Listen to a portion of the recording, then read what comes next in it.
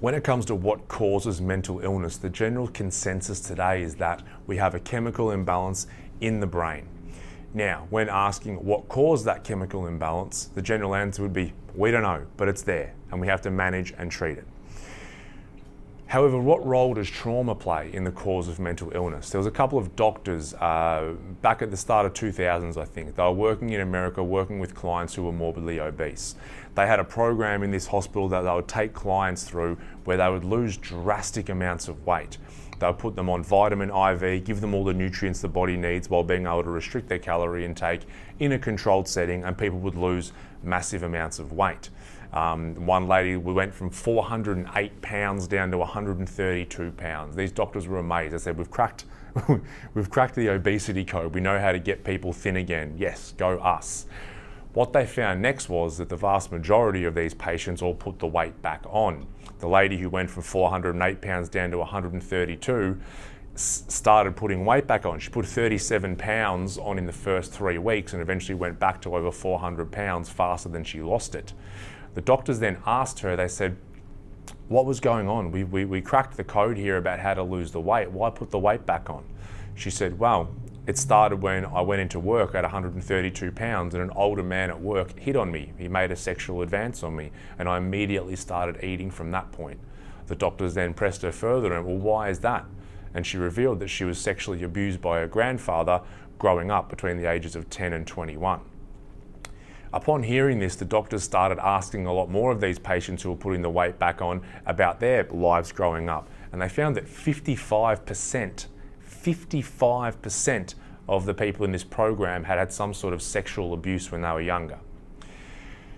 The doctors then thankfully started listening to the patients and started delving more and asking about different other situations they had when they were growing up. They ended up finding a list of 10 different things, which they ended up calling the adverse childhood experiences of things that have happened to us growing up before the age of 18.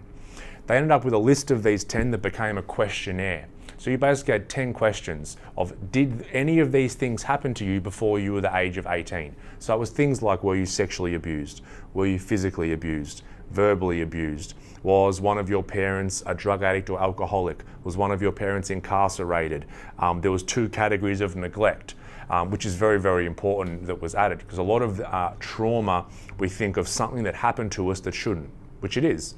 But there's also another category of trauma of something that should have happened that didn't. And this is where neglect comes in. And neglect can often be more pervasive than other trauma because it can be harder to locate and find, yet it's just as damaging as this other stuff.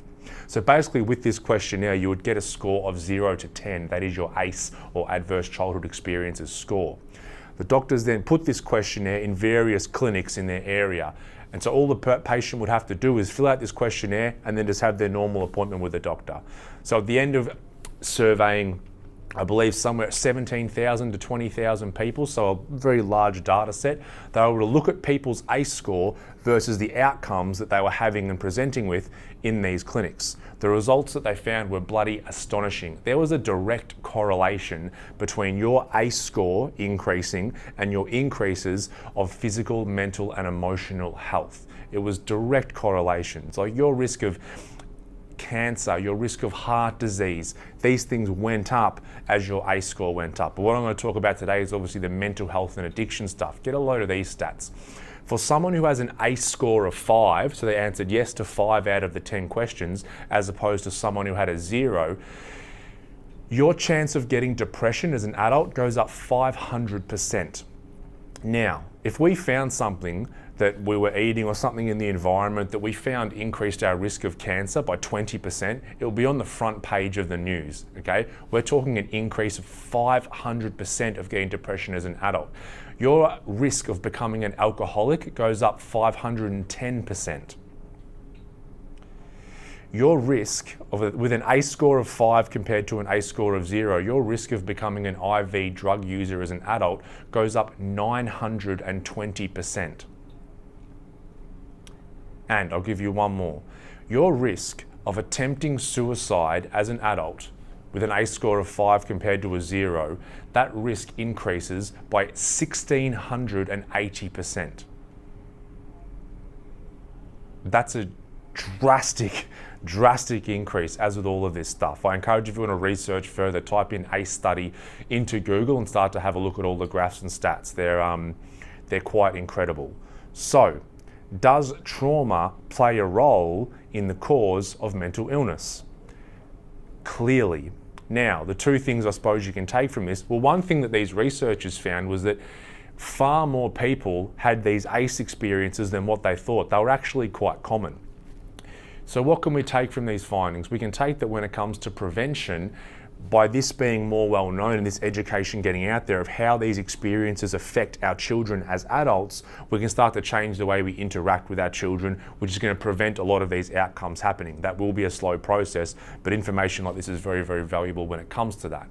Now, when it comes to treating people, I think that we can be in a far more empowered position knowing that if I address my trauma, there is a very good chance that I may be able to get past my mental illness, my addiction, whatever it is I'm going through, because trauma can be healed. There is light at the end of the tunnel. There is hope, and there are different methods and methodologies out there that can help deal with trauma. And I think that's it's a much more empowered position to take than just saying I have a chemical imbalance which I don't know how it started and I'm just going to manage it. So, very important study, ACE, the Adverse Childhood Experiences. Very disturbing, but very enlightening. I encourage you to do a bit more research into it. That is all from me today. Have a beautiful day. I love you all. Peace out.